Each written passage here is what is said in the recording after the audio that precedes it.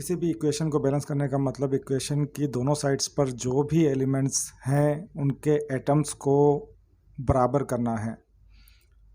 For example, ये side equation की left hand side कहलाती है और ये साइड इक्वेशन की राइट हैंड साइड कहलाती है। लेफ्ट हैंड साइड को रिएक्टेंट भी कहा जाता है, जबकि राइट हैंड साइड को प्रोडक्ट भी कहा जाता है।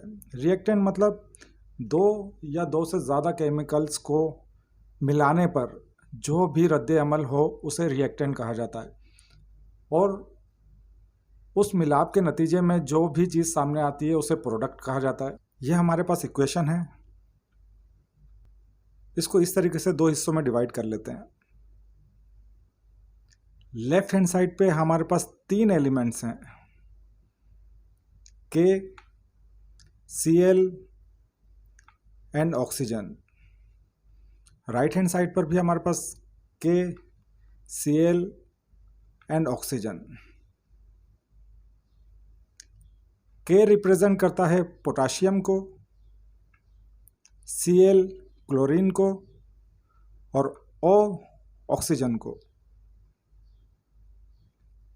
लेफ्ट हैंड साइड पे पोटाशियम के साथ कोई एटम का नंबर नहीं लिखा, इसका मतलब है इसके साथ एक एटम है, तो हम लेफ्ट हैंड साइड पे इसके एटम की तादाद लिख देंगे।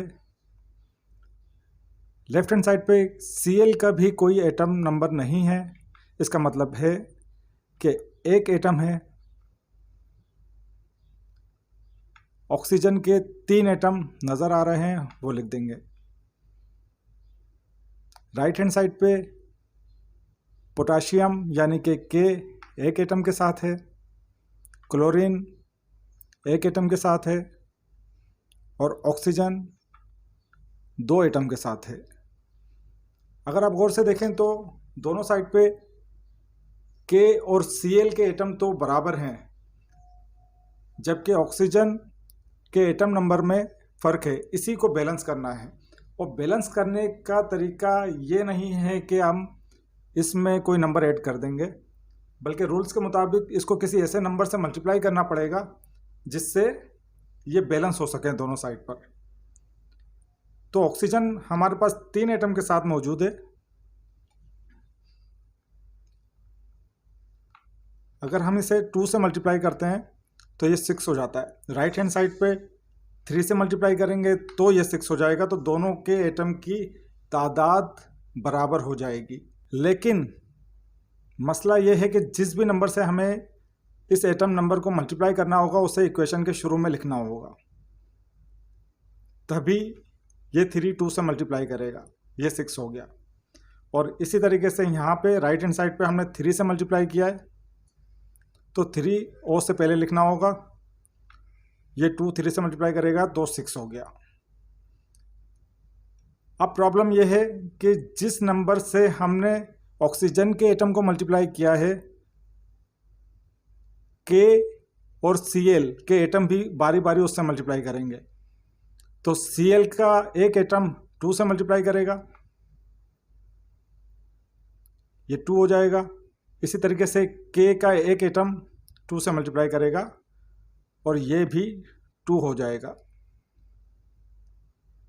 अब अगर लेफ्ट हैंड साइड पे और राइट हैंड साइड पे आप देखें तो K 2 एटम के साथ है, Cl 2 एटम के साथ है, ऑक्सीजन बराबर है दोनों साइड पे 6 एटम के साथ। राइट हैंड साइड पे K और Cl के एटम को भी 2 करना होगा। दोनों के एटम को 2 से मल्टीप्लाई कर देंगे तो हमारे पास इक्वेशन बैलेंस हो जाएगी। मिसाल के तौर पे यहाँ पे हमने 2 लिखा और Cl और K का एक एक एटम 2 से मल्टीप्लाई करेगा। K का एक एटम 2 से मल्टीप्लाई करेगा तो 2 हो जाएगा। Cl का एक एटम 2 से मल्टीप्लाई करेगा तो 2 हो जाएगा।